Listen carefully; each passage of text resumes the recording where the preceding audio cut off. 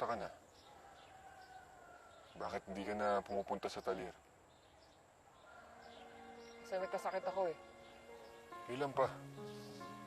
Ba't di mo sinasabi sa akin?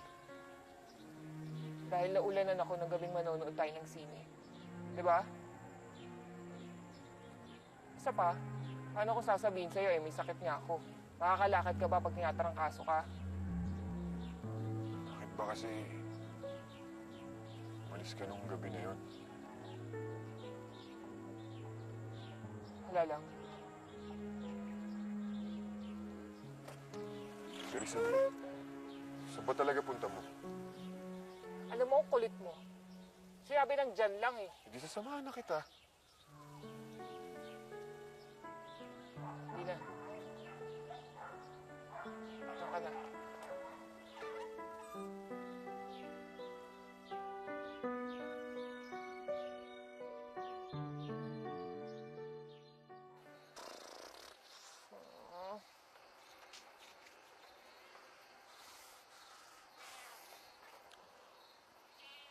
Pusi, tulungan mo naman ako mag-decide. Dapat ko bang tulungan si Patrick? Sa bagay, siya yung sumagip sa'yo. In short, hero mo siya. Dapat nga siguro akong tumanaw ng utang ng loob sa kanya. Sige, Pusi. Gagawin ko to para sa'yo.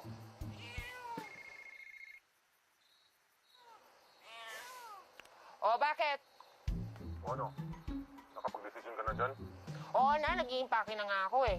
O ikaw huwag ka magsinungaling dyan Mag-impake ka na nga dyan. O paano? Hingiin kita dyan sa kubo mamaya? Wag na no, doon na lang tayo malapit sa magkita na lang tayo malapit dun sa rancho. Dun sa rancho. Huwag ka magsinungaling Hintayin kita dun.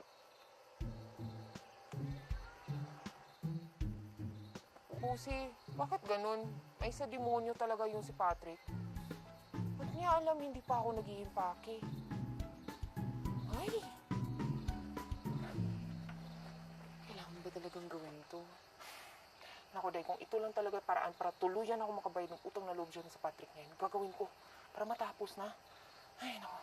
Pero huwag kang mag-alala. Ilang araw lang din ako mawawala. Nagbabakasyon lang yung mami niya dito, kaya babalik din ako kagad. Eh, bakit kasi hindi ka lang dito magpasundo? Ikaw nakita niya yan si Rex. Di pareho tayong nalintikan kay Dominic. Sigurado ka bang okay ka kasama yan mag-isa? Ano ka ba? Huwag mo na akong problemahin. Maraming tawanan, hindi man laman po tapong tabangan. Mabuti naman nakadating ka na. Nauni mo, kanina mo pa ako inaasar ha? Nakita mo naglalakad ako, hindi mo man lang ako sinalubong? Hindi nga kita nakita. Sinusunod ko lang yung sinasabi mo Di ba rin sinabi mo, maghintay lang ako dito. Nagkawa ko naman yung gusto mo. Bakit kasama mo pa si Pusi? Package deal kami. Take it or leave it. Ay. Sige na nga, sakay ka na. Sandali lang. Magsiset muna tayo ng rules and regulations. Unang-una, magtatrabaho pa rin ako sa radyo na kahit anong oras na gugustuhin ko. Pangalawa, hindi mo ako pwedeng iwan kasama ng nanay mo. Ayokong sumagot sa mga itatanong niya. At pangatlo, hindi porket magkakasama tayo ng isang kwarto. Pwede mo na akong tsansingan na halikan, lalo na ang ha? Ang kapal ng mukha mo Wala akong kaplano-plano sa'yo. Ang kapal ng mukha mo rin. Uy, talagang hindi yan mangyayari Bakit sa palagay mo, type ba kita? Malay ko ba? Naninigurado lang ako. Alam natin parehas ano ang purpose ng gagawin natin, okay? Kaya saksak kami nun sa kakote mo. Malisyosa. Tinataya magtatagal pa ng 3 hanggang 5 araw ang gustuman ng panahon bago pa ito malabas sa Philippine Area of Responsibility. Taglay nito ang Lalo Marcy, nga lang balita sa bagyo. Oh, Rosa, patiretso dito sa bayan natin at papalakas pa. Pinapayuhan ng mga residenteng malapit sa nasabing mga lugar ng iba yung pag-iingat at umantabay sa mga... Uy, baka maulit na naman yung nangyari sa Ondoy. Sana naman humina ito at lumihis ng direksyon. Kung hindi, naku, maraming masasalanta sa bayan natin.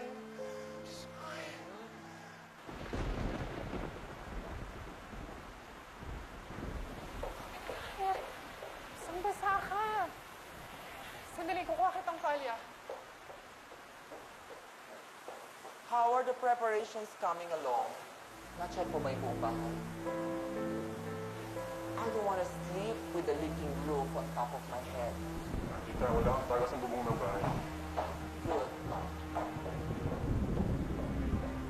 Dapat yung pagbasa sa ulan, baka magkasakit ganyan. Usap ko naman ang trangkaso ngayon.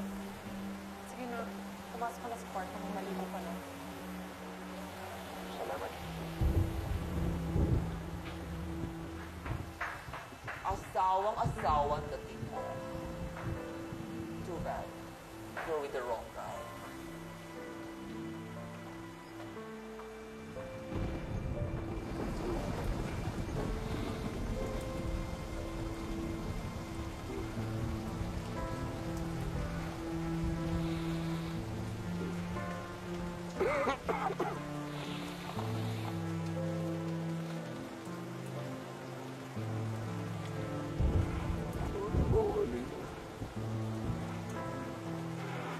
Hindi ba na ako mapahalan?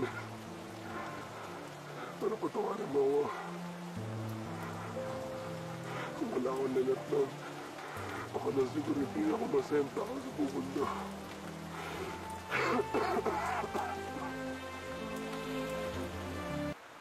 Dominic, May mga papeles ba akong kailangan tapusin ulit? Dominic, sandali lang.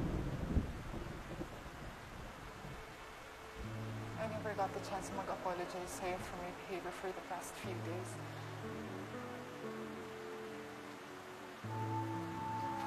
Tama ka, masyado ka naging selfish, pero Dominic, kaya ko magbago.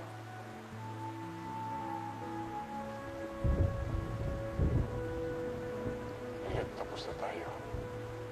I'm not asking you to take me back. Gusto ko lang sanang maging kaibigan tayo ulit. Hindi ko may... Bigyan mo lang ako ulit ng pagkakataon. Yun lang ang hinihingi ko. Miss lang kita. Ikaw lang ang bukod tanging nakakaunawa sa akin.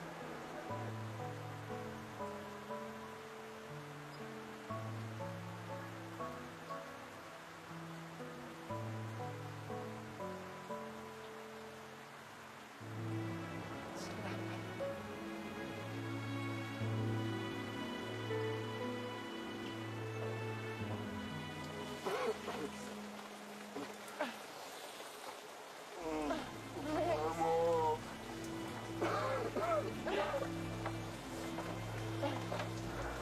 Amo! Amo!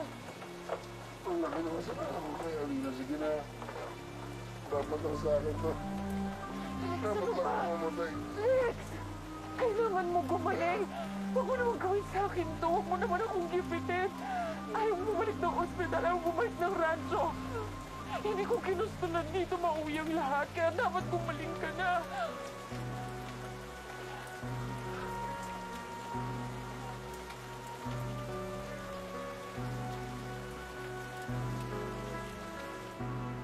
Mana Marcy, si Alina ako kumain na. Ay, kauuwi lang. Sinundo sa baby ni ko kanina. Hindi pa kami nagkikita mula kanina umaga. Sige, pupunta ako na lang.